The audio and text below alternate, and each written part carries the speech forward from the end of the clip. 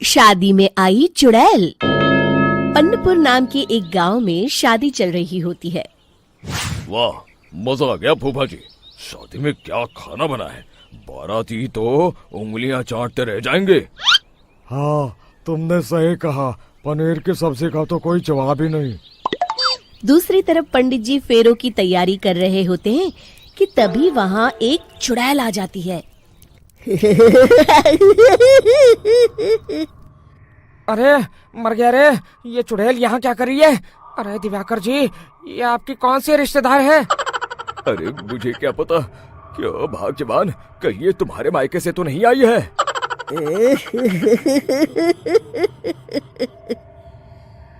तुम लोगों की इस गांव में बारात लाने की हिम्मत कैसे हुई? मेरे रहते इस गांव में किसी की शादी नहीं हो सकती।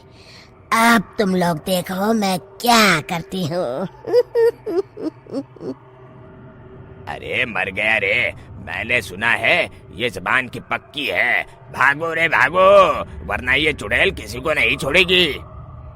हाँ, तुम सही कहते हो मोहन भाई। यहाँ से भाग लेने में ही हम सबकी भलाई है। देखते ही देखते शादी के मंडप में भगदड़ मच जाती है और चुड़ैल सब कुछ उजाड़ कर रख देती है।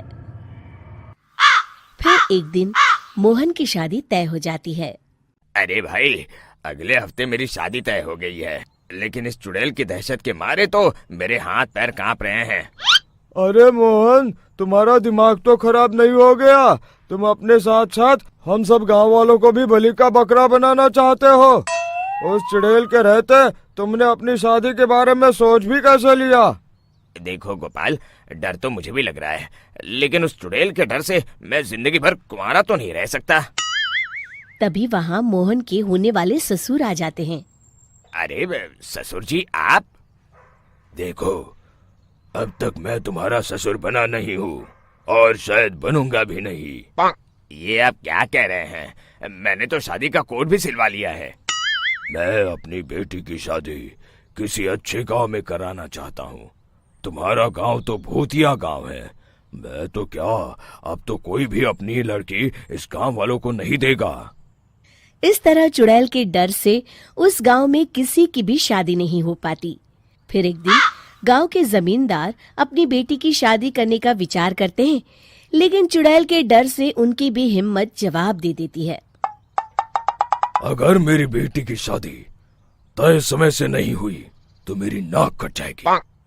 मुझे कुछ करना ही होगा। एक सलाहकार के कहने पर जमींदार काशी से एक बहुत ही नामी तांत्रिक को अपने घर बुलवाते हैं, जो भूत चुड़ैल को पकड़ने में माहिर माना जाता था। जमींदार साहब, आप चिंता मत करिए। इस गांव की सीमा में प्रवेश करते ही मुझे उस चुड़ैल के बारे में सब पता चल गया था। आप उसे जल्दी से जल्दी कैद कर लीजिए ताकि मैं अपनी बेटी की शादी कर सकूं। जब वो चुड़ैल एक इंसान थी, तब ठीक उसकी शादी करने वाले दिन ही उसकी और उसके होने वाले पति की एक दुर्घटना में मौत हो गई थी। उसका होने वाला पति आज भी भूत बनकर जंगल में भटकता है। इसलिए जब तक चुड़ैल की शादी नहीं हो जाएगी, वो किसी और की भी शादी नहीं होने देगी। ये आप क्या कह रहे हैं? अगर वो भूत भी हमारे गांव में आ गया तब हमारा क्या होगा? ये आदमी बीच में बहुत बोलता है, इसे बाहर निकालो। उसके बाद तांत्रिक बताते हैं कि अगर उस भूत के साथ चुड़ैल की शादी करा दी जाए तो वो चुड़ैल हमेशा हमेशा के लिए उस गांव को छोड़कर चली जाएगी। जमींदार साहब, आप अपनी बेटी की शादी की तैयारी शुरू कर दीजिए। मैं कुछ गांव वालों को अपने साथ लेकर उस भूत को ढूंढने जंगल की ओर जाता हूँ। इस तरह जमींदार निश्चित होकर अपनी बेटी की शादी करवाने लगते हैं, लेकिन तभी वहाँ चुड़ैल आ जाती है। मैंने तुम गांव वालों को समझाया था ना कि इस गांव में कभी कोई शादी नहीं करेगा। लगता है तुम लोग मुझे हल्के में ले रहे हो। चुड़ैल जमींदार की बेटी को उठा लेती है।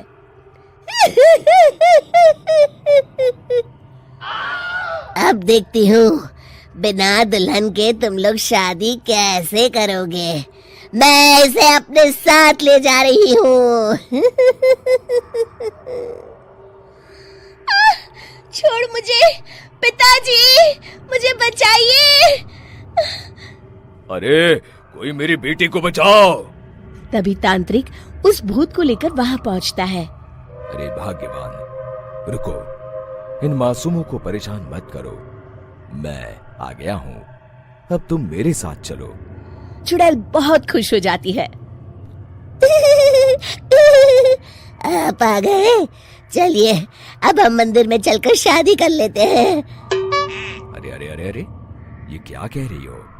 मंदिर में जाके दोबारा मरना है क्या? चलो, आज से हम जंगल में रहेंगे।